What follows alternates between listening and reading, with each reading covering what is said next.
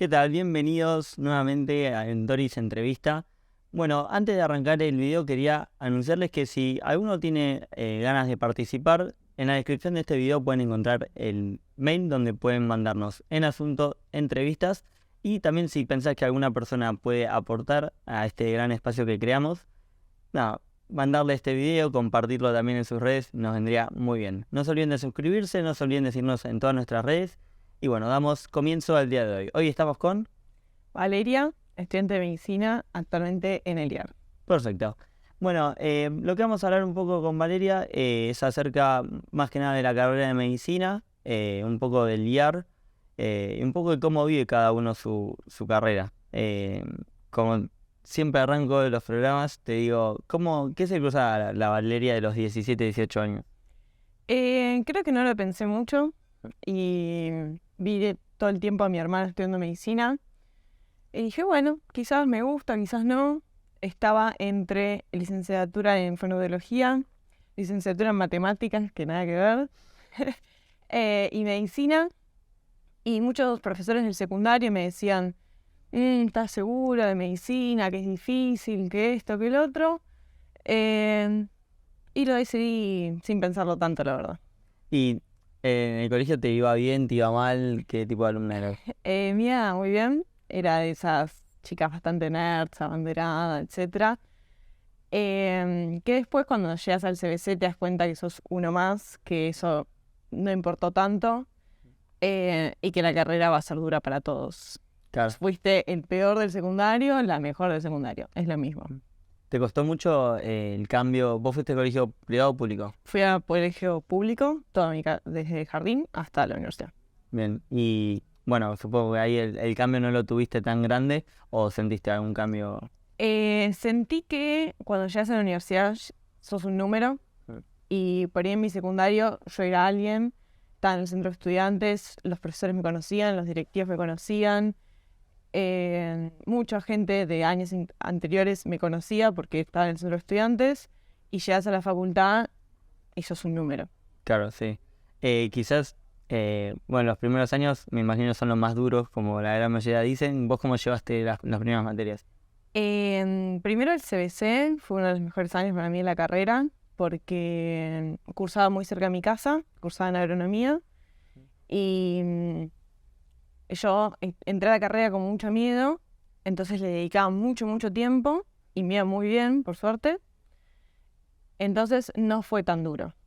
El CBC para mí fueron los mejores años, empecé a estudiar cosas que me interesaban, y a la vez me iba muy bien, entonces fue un gran año. Bien. En primer año seguí estando con mucho miedo. Estaba bastante desquiciada, despertándome a las 4 de la mañana, estudiando a más no poder. Y la verdad es que lo disfruté también. Como me estaba yendo bien y veía que funcionaba, fue positivo. Bien. Y bueno, y a medida que fue avanzando la carrera, tu visión de cómo vos esperabas la carrera, ¿se mantuvo durante toda la carrera o fue cambiando? Fue cambiando, por sobre todo tercer año, que para mí es un año muy duro, mucho más que primero. Por ahí la gente no está de acuerdo con esto, pero para mí tercero arranca otra metodología, arrancan materias cuatrimestrales, rendís todas las semanas, y yo no estaba lista para eso. Me costó mucho tercer año. Y ahí empezó a temblar un poco la carrera. Dije, no sé si quiero seguir esto. Dije, bueno, a mí siempre me interesó mucho física, matemática. Dije, bueno, me anoto a esto. A la vez estaba en tercer año, como diciendo, ya llegué hasta acá, pasé unos peores años de la carrera. Claro. Yo hablo mucho con mi hermana de estas situaciones y me decía, vale, en cuarto año cambia la carrera, terminé tercero, cuarto entras al hospital. Pero bueno, cuarto me agarró la pandemia. Claro, ¿y cómo llevaste la pandemia? La pandemia, bueno, seguía con esta duda de si me anoto biofísica. Empecé a averiguar qué materias me convalidaban y todo. Tenía que arrancar el CBC. Hablé con un compañero de la secundaria que hizo licenciatura en física y me dice, no sé, fíjate, ¿viste? Digo, bueno, hago las dos a la vez.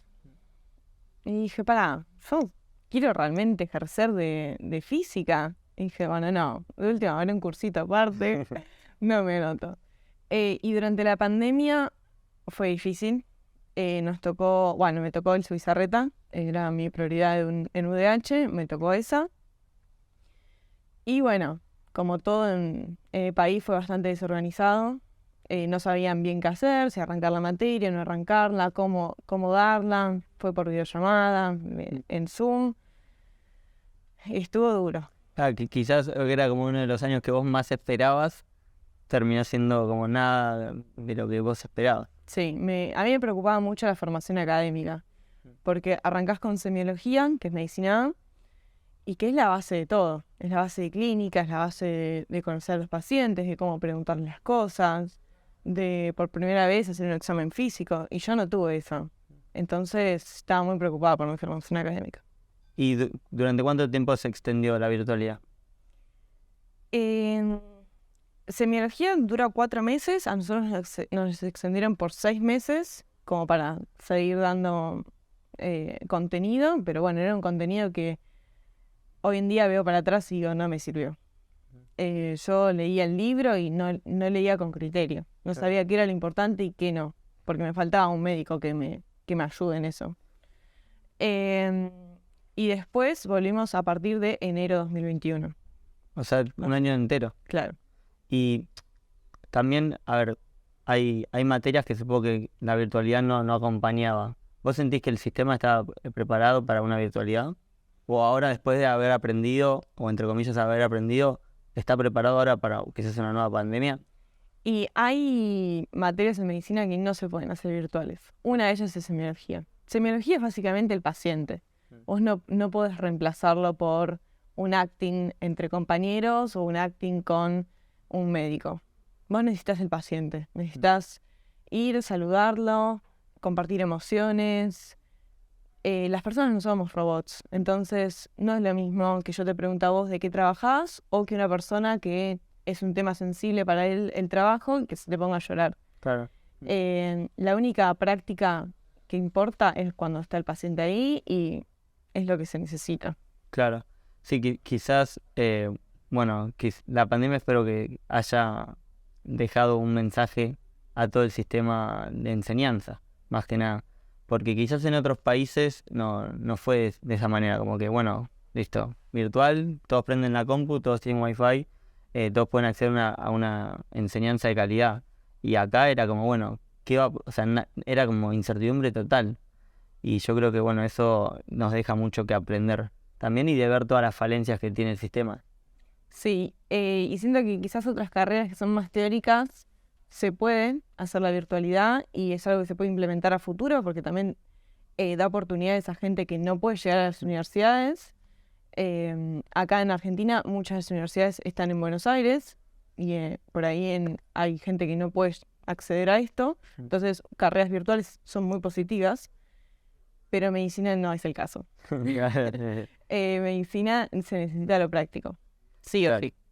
Sí, igual también del hecho de, por ejemplo, una persona que vive en San Luis y que quiere venir a estudiar a Buenos Aires, no es tan sencillo. O sea, hay que pagar un alquiler, hay que pagar comida, o sea, sí o sí uno necesita un apoyo económico grande. O sea, sí, ¿qué opinas de eso? La verdad es que sí, las personas que llegan a la Universidad de Buenos Aires son personas con altos niveles económicos, porque bancarse un estudiante de medicina, por ejemplo, que no te permite estudiar mucho, trabajar mucho, y que la familia tenga que soportar 6 años, y es mucho. Más la mudanza, más la comida, más que los libros son carísimos, que los transportes. La verdad que la universidad es pública, pero no es para todos. Claro. Es para gente que las familias lo pueden apoyar emocionalmente y económicamente. Claro, da igual. Bueno, hoy por hoy la vida te lleva por el IAR.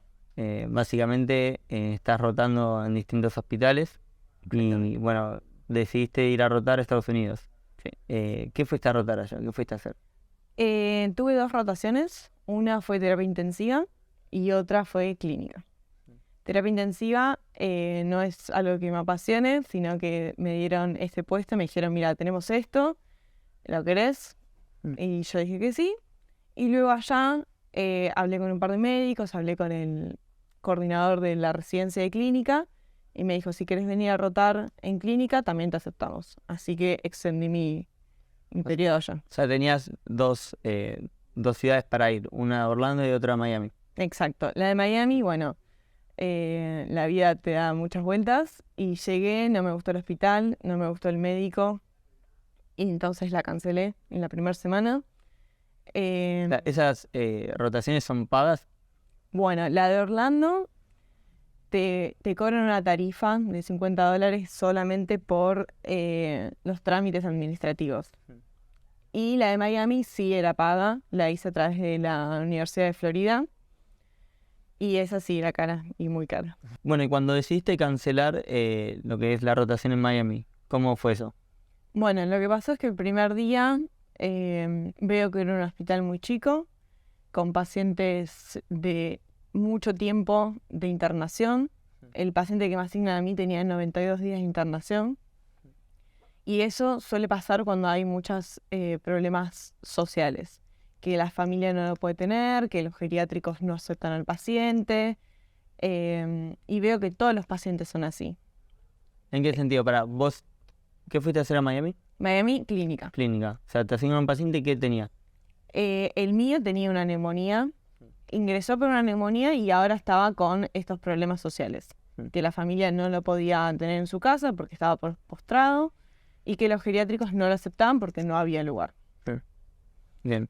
Y tu tarea era cuidarlo diariamente. Exactamente, todos los días, un examen físico, bueno, una anamnesis, que son las preguntas que se le hace al paciente, no se podía hacer porque estaba muy deteriorado mentalmente, pero sí examen físico, revisaba laboratorios e imágenes y hacía lo que acá se llama evolución, allá se llama progress note, que pones cuáles son los problemas actuales del paciente y cómo se desarrolló en esas 24 horas. ¿Y qué fue lo que no te motivó a estar ahí? Vi que el hospital era poco académico, entonces sentí que no iba a aprender nada. Desde el primer día que entré dije, acá no voy a aprender. Y yo fui a aprender. Estoy con hambre de aprender y entonces dije, este lugar no es para mí. El segundo día digo, bueno, quizás me pueden dar más tareas, ir a consultorios externos. Le pregunto al médico y me dice, no hay más nada para hacer. Me contacto con la Universidad de Florida, que es con quien yo contraté este programa, y me dicen, no hay nada para hacer. Entonces le digo, mire, yo vengo desde Argentina, esto sale mucha plata, tengo que bancarme acá un mes, no es lo que esperaba, y me dan dos opciones. Las opciones eran o un reintero de toda la rotación, o irme a otro hospital que me quedaba a 1 hora en auto. Yo no tenía la posibilidad económica de alquilar un auto y irme todos los días 1 hora de viaje a un hospital que no sabía si era igual del que estaba viviendo o no. Entonces decidí el reintero. En ese mismo día me contacto con el hospital de Orlando, donde ya había estado, y le digo, mire, tengo este problema, ¿me pueden agregar semanas? Y me dicen, si no tenemos problema, venite para Orlando. ¿Y qué te pareció la experiencia ahí? Increíble. Fue una de las mejores experiencias de mi vida. El equipo que hay de personas es increíble. Los residentes están muy bien organizados y tienen tiempo para enseñar a los estudiantes de medicina y a los rotantes como yo. Así que fue extremadamente positivo. ¿Es un hospital escuela? Es un hospital escuela. Tiene residentes, creo que entran 20 por año. De clínica únicamente, también tienen de otras especialidades. Y están aceptando estudiantes de medicina de otras universidades extranjeras para enriquecer un poco el conocimiento. ¿Y ahí el idioma era todo en inglés? Absolutamente todo en inglés. Yo no fui con un muy buen inglés, sino que fui con uno bastante básico. Los primeros días fueron duros. Yo mandaba mensajes a mi familia diciendo, el 50% de lo que están diciendo no lo entiendo. ¿Por qué? Porque era un inglés médico, era un inglés social también, que es muy difícil, pero en inglés médico yo sabría mucho. Las enfermedades son siglas, y yo no estaba acostumbrada a esas siglas. Me acuerdo uno de los primeros días, me dan todos unos papeles con las enfermedades de cada paciente. En terapia intensiva teníamos 35 pacientes. Y dije, bueno, no me queda otra opción que ir abreviación por abreviación buscando en Google a ver qué significa. Una vez que veía lo que significaba, sí, eran las enfermedades que yo conozco y que estoy familiarizada, pero fue muy duro. Fue muy difícil. Y ahí en terapia intensiva, ¿cómo es una sala de terapia intensiva? Bueno, en este hospital es muy diferente a otros hospitales. Cada uno tiene su habitación. Son habitaciones muy, muy lindas. Parecen hoteles, la verdad. Era un hospital público, ¿no? Es un hospital privado que atiende, si vos no tenés seguro, te hacen una cuenta A pagar. Atiende, por ejemplo, a gente de la calle, gente de todos lados. Pero bueno, sí, tenés esa deuda con el hospital. Y había muchas comodidades en las salas. Por ejemplo, por piso, ¿cuántas personas había? En terapia intensiva hay 35 camas, que incluye terapia intensiva coronaria. Yo estaba en el equipo de clínica y nos ocupábamos en la parte clínica de las personas coronarias. Por ejemplo, se le hacían un bypass a un paciente y tenía neumonía asociada. Bueno, el equipo de clínica trataba esa neumonía. Bien. Lo cardíaco lo trataba el equipo de cardiología. Y vos ahí mirando, ayudando. Exactamente. En terapia intensiva no hay mucho que pueda hacer el estudiante de medicina porque, bueno, los pacientes, la gran mayoría están ventilados, es decir, que están con un tubo que va a la nariz o a la boca, que no les permite hablar y que están sedados, entonces la comunicación es escasa. Y los exámenes físicos son muy complicados porque tienen muchos instrumentos encima que no permiten que sea fácil. Y cómo, me imagino que bueno, en terapia intensiva el tiempo de vida de los pacientes es poco. ¿Cómo se puede llevar un seguimiento sabiendo que quizás la próxima semana o el otro día el paciente ya no va a existir? Bueno, terapia intensiva es muy, muy duro. A mí me cambió por absoluto mi manera de pensar de la medicina. Hay pacientes que tienen posibilidades de mejorar, pero todo se puede arrancar en un minuto. El seguimiento es muy, muy estrecho, porque sabemos que en un minuto el paciente puede no estar más en este mundo. Yo intentaba no generar muchas emociones con los pacientes, pero me era imposible. Y a los médicos que están ahí trabajando hace años les pasa exactamente lo mismo. No nos podemos desvincular de lo emocional. No son solo cuerpos, sino que son humanos, que tienen familias, que les comentamos noticias, la gran mayoría no tan agradables. Y es durísimo para todos. Y yo te digo, nunca entré a una sala de terapia intensiva. Hay personas que supongo que pueden hablar y personas que no. Las pocas que pueden hablar, ¿saben quién sos? ¿Saben que sos un médico? ¿Saben que estás ahí para ayudarlo? ¿Son conscientes o ya es un nivel de inconsciencia que no? Eso depende de cada paciente. Hay personas que están orientadas en tiempo y espacio y personas que no. Que les preguntás, bueno, ¿dónde estás? Y te dicen en mi casa. Y le preguntamos quién es el presidente de Estados Unidos y decían mi mamá. Personas que no están orientadas y personas que sí están orientadas. Y es así que... Eso es lo peor, ¿no? Eso es muy difícil. Sí. Tengo un paciente en mente que entró con una hemorragia digestiva baja. Se estaba descompensando y nos decía muy claramente, yo acá no me quiero morir. Por favor llamen a mi esposa. Si bien lo tratábamos de contener, es muy difícil en ese momento. Y aún sabiendo que la muerte era una gran posibilidad, ¿no? Sí. ¿Y la persona que se va a morir es consciente que se va a morir o no se lo va a venir? Depende de cada paciente. Este en particular estaba bastante angustiado. Pensó que se iba a morir y la estaba luchando. Este tiene un final feliz, la verdad que la logra. Pero hay muchos pacientes que se le dice, bueno, te vamos a inducir un coma farmacológico. Hay pacientes que, por ejemplo, tienen falta de aire y te piden, por favor, sácame este sufrimiento. Sí. Y esas personas, supongo que sí lo saben. Y tengo una consulta. De las partes de terapia intensiva que hablamos ya, ¿hubo alguna situación que te marcó? O sea, yo te digo, el otro día hablaba con una chica que estaba acá en terapia intensiva y decía que era muy difícil para ella despegar la cabeza cuando llega a su casa.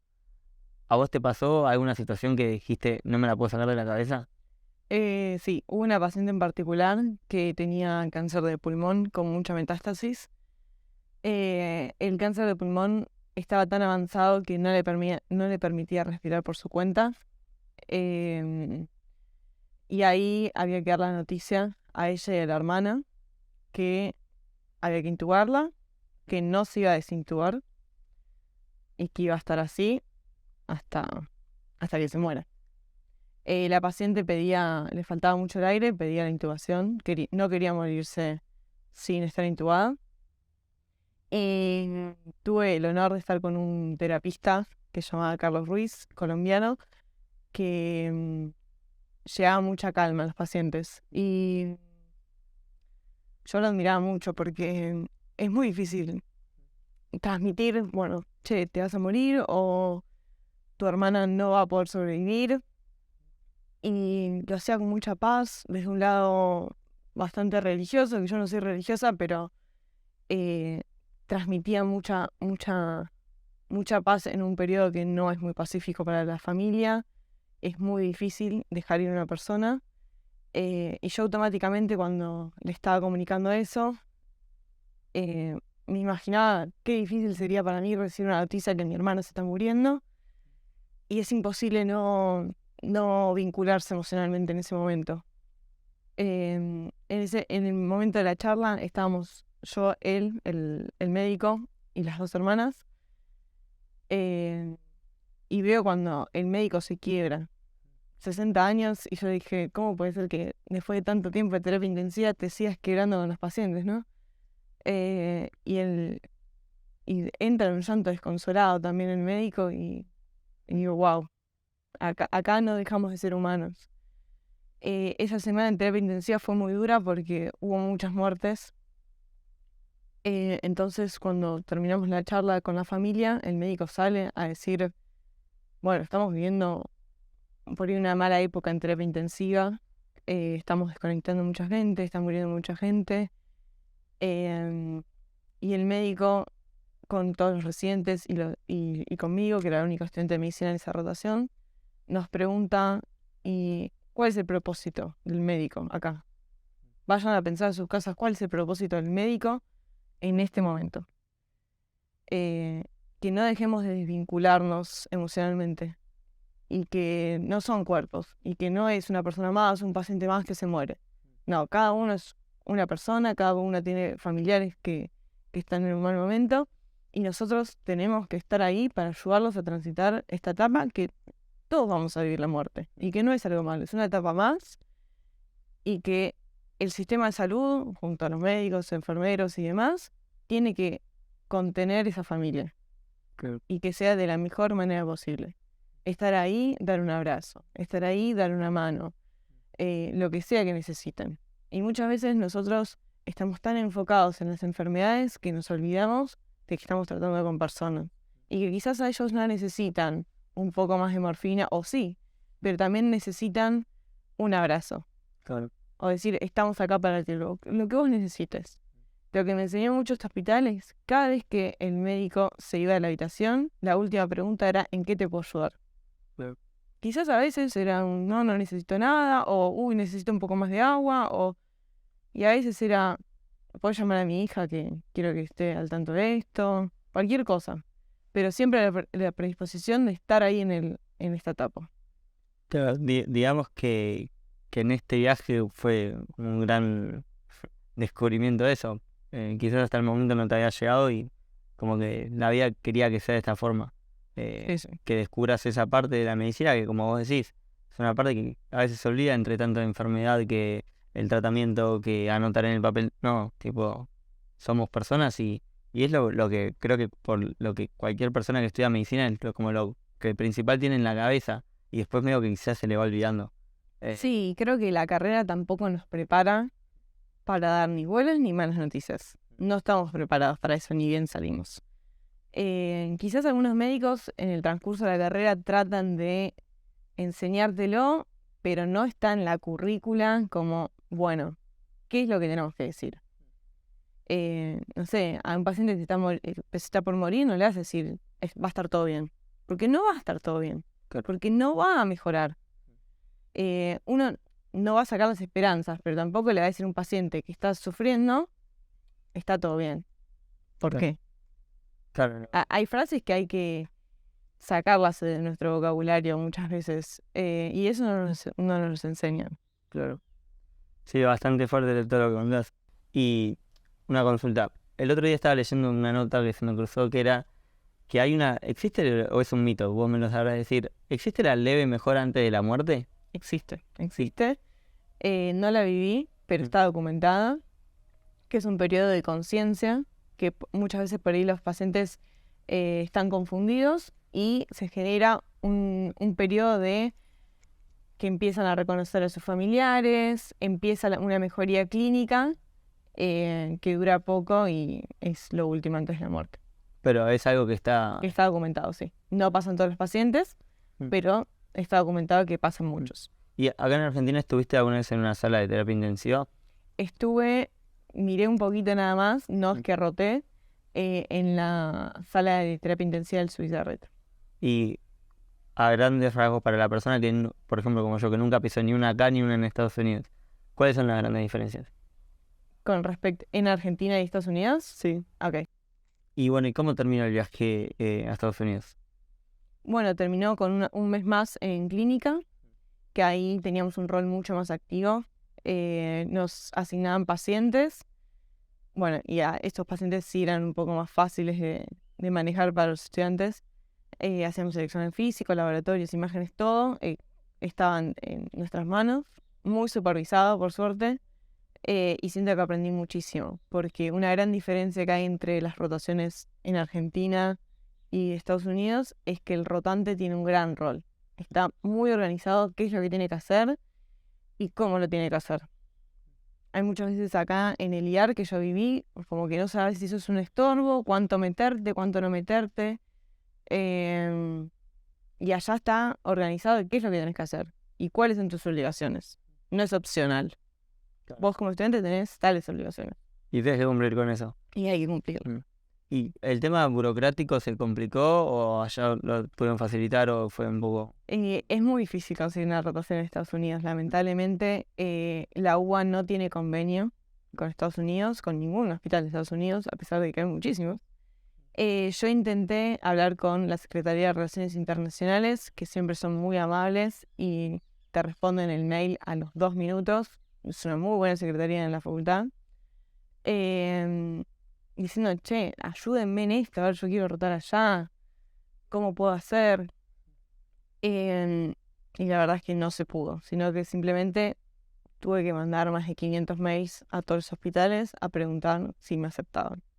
Justo yo empecé a mandar en una época pandémica, entonces muchos me rechazaban por esto de, bueno, no aceptamos estudiantes internacionales, hasta que Orlando Health me contestó y a la vez que pagué la rotación de Florida, de la Universidad de Florida. ¿Y vos todo esto del de rotar en Estados Unidos es porque en un futuro querés seguir tu carrera allá?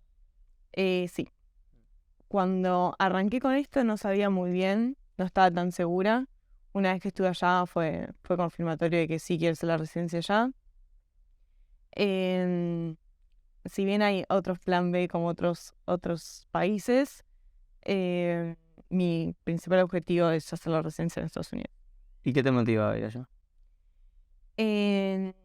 Creo que llegué en un mal momento a la salud en Argentina, llegué en una época pandémica que me motivó mucho. No me encontraba bien acá en los hospitales, no encontraba mi lugar, no me veía ejerciendo en los hospitales donde estuve, y empezó como una crisis vocacional, que dije, a ver, no me gusta estar en los hospitales, no me gusta estar en los consultorios, ¿será que medicina no es para mí? Y hablé mucho con mi hermana de todo esto y me dice, yo te veo con mucha vocación, simplemente no estás encontrando tu espacio. Y ahí surgió todo esto de Estados Unidos. Encontrar información para irse allá no es tan fácil, así que me uní a muchos grupos de Facebook, conocí mucha gente que me dio una mano diciendo, vení a probar, si te gusta, Claro. es este camino. ¿Y conoces médicos argentinos que vivan allá? Sí, conozco. Hay un médico muy conocido que se llama Dr. Sebas, que está haciendo ginecología en Nueva York. Y hay muchos casos. Un conocido que está haciendo cirugía de cabeza y cuello, que él ya arrancó con... Todos tienen una historia para contar, ¿no? Él hizo la residencia acá y después se fue a hacer un fellowship allá. Entonces, todas son historias diferentes. Pero bueno, son casos que también te están diciendo que se puede hacer. Claro, sí. Bueno, yo no fui a todas las terapias intensivas del país, así que ¿Vos conocés? solo voy a hablar del Suizarreta. Es una sala donde hay 5 camas que no están divididas entre sí, es decir, que ni los pacientes ni las familias tienen mucha intimidad. Y si vos vas a decir, wow, cuántas máquinas que hay, porque es cantidad de ventiladores, diálisis, muchos VIP por todos lados. ¿Qué es VIP? El sonido, bip, bip, ok. bip. Y con respecto a Estados Unidos, bueno, como te comenté, eran habitaciones individuales, que yo creo que es algo bastante positivo porque las familias están viviendo un momento muy doloroso y quieren su intimidad, ¿no? Quieren abrazarse por última vez, unas últimas palabras, entonces me parece algo muy positivo. Y, por ejemplo, en Estados Unidos no faltaban recursos. Como te podrás imaginar, había de todo. No faltaba ninguna máquina para ningún paciente. Bien. Había de sobra. Había de sobra. Y allá en Estados Unidos, vos seguiste rotando en ese mismo hospital siempre, ¿no? Sí. Y ya la gente te supo, o sea, te abrió las puertas. Sí. La verdad que no pensé que iba a pasar. Viste, porque uno, perdón que te interrumpa, uno dice la sociedad yankee es de esta manera. Vos de tu experiencia, ¿cómo lo viste? Yo iba con bajas expectativas. Dije, bueno, me van a tratar como una más y no me van a dar bola. Y la verdad que todo el mundo fue muy, muy amable conmigo.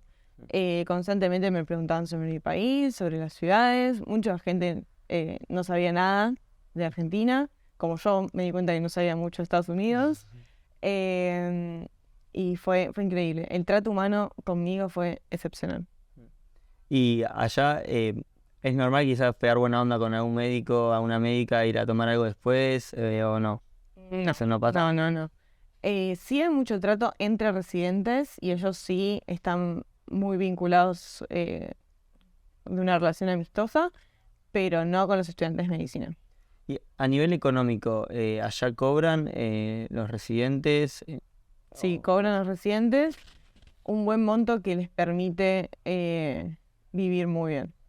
Los residentes ahora están cobrando más o menos $4.000 por mes, que les permite irse a vivir solos, tener auto, Varias salir, comodidades. sí, un buen estilo de vida, digamos. ¿Y un médico?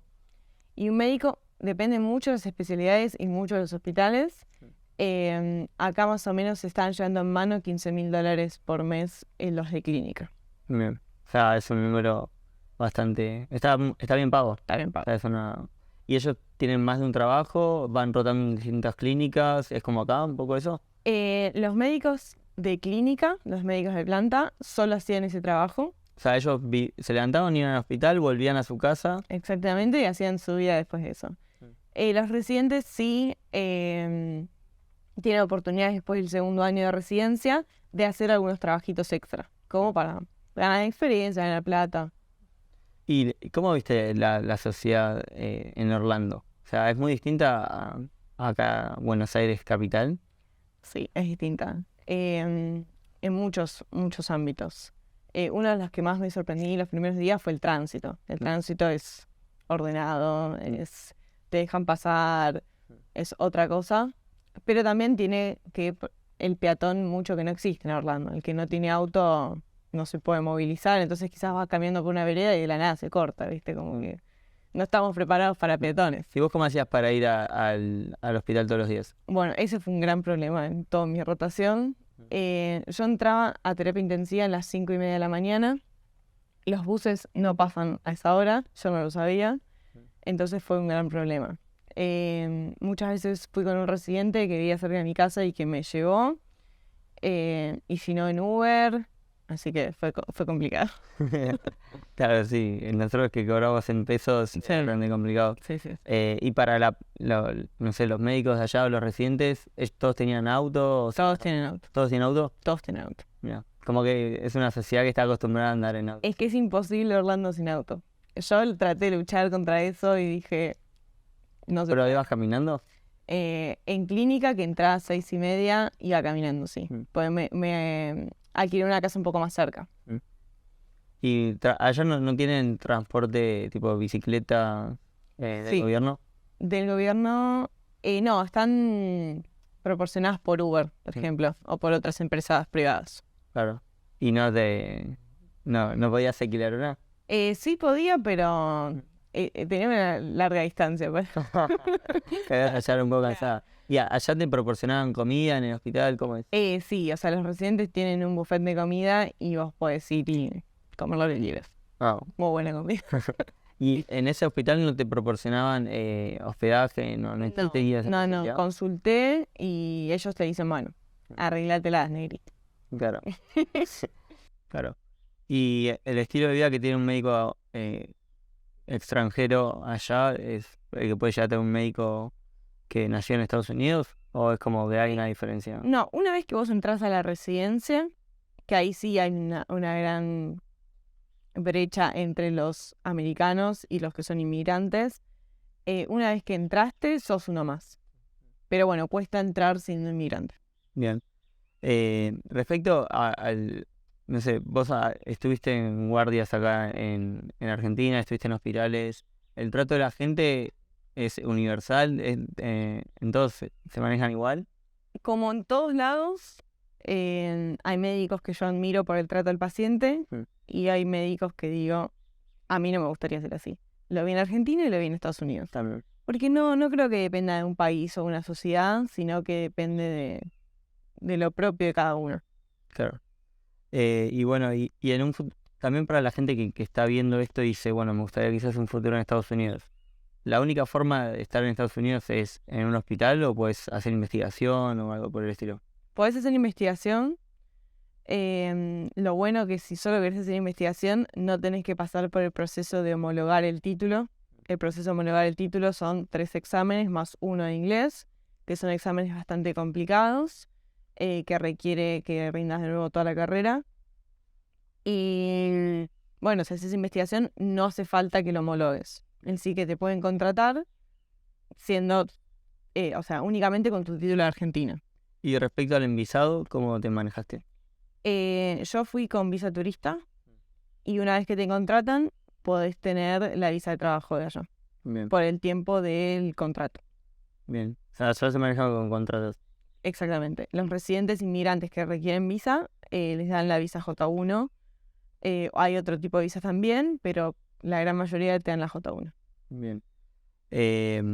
Algo que quizás se me haya pasado de tu viaje, que viviste, que estuvo bueno o que quieras compartir. La experiencia en distintas ciudades también, o sea, que tampoco la gente se quede con esta experiencia, que cada uno puede tener su propia experiencia, de acuerdo a cómo esté uno en ese momento, de acuerdo al hospital, la ciudad que uno vaya. No es lo mismo hacer una residencia o o rotar en Orlando que en Nueva York. Sí, exacto. O sea, yo tuve mi experiencia y para mí fue muy, muy positiva en Orlando. Me desafió mucho personalmente llegar a un país donde no conozco a nadie, donde el idioma lo manejo más o menos, donde no conozco un sistema de salud, donde no conozco a nadie de los residentes y llegué ahí con mi mochilita y dije, hola, ¿qué onda? Claro. Es difícil personalmente y después te vas a tu casa, no conoces a nadie. Hay muchos tiempos de soledad que a mí me encantan y los disfruto mucho, pero te hacen crecer mucho también. Entonces yo me di cuenta que no sabía nada. Quería poner lavarropas, no sabía cómo era. Claro. Quería enchufar algo, no tenía el adaptador. Quería ir al supermercado, no sabía cómo ir. Quería pagar algo en el supermercado, no sé, los números, que esto, que lo otro. Todo era un problema. Pero supongo que me hice un poco más fuerte. Con respecto, o sea, Orlando fue esto. Quizás Miami yo no fui tan bien predispuesta, porque la verdad la pasé muy bien en Orlando, ya conocía gente, conocí argentinos allá, me sentía muy cómoda, me sentía en casa. Entonces cuando me tocó ir a Miami para la otra rotación, fue duro, fue como otra vez empezar de cero, claro, otra vez empezar de cero. Una vez que ya me sentía un poco acomodada, otra vez arrancar de cero. El primer día no me gusta el hospital. Se dijo, uy, esto no es para acá, ¿viste? Cuando en tu instinto te dicen, esto no me gusta. La ciudad no es una ciudad que a mí me apasione, es una ciudad con mucho tránsito, mucho quilombo, muy desordenada. Todo lo que yo decía, uy, qué lindo Orlando, Miami no lo era. Yo ya había estado en Miami y ya lo recordaba así. Llegué y seguía igual. Entonces dije, uff, no me gusta el hospital, no me gusta la ciudad, no conozco a nadie, ¿qué hago acá?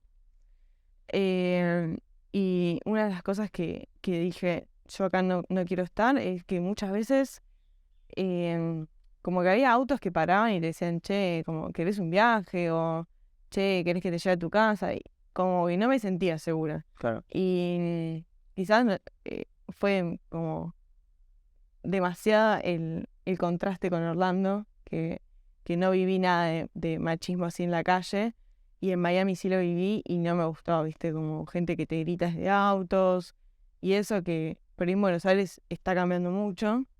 No digo que no pase, pero digo que quizás hace 10 años se gritaba mucho más y yo me sentía mucho más incómoda, y va disminuyendo a poco.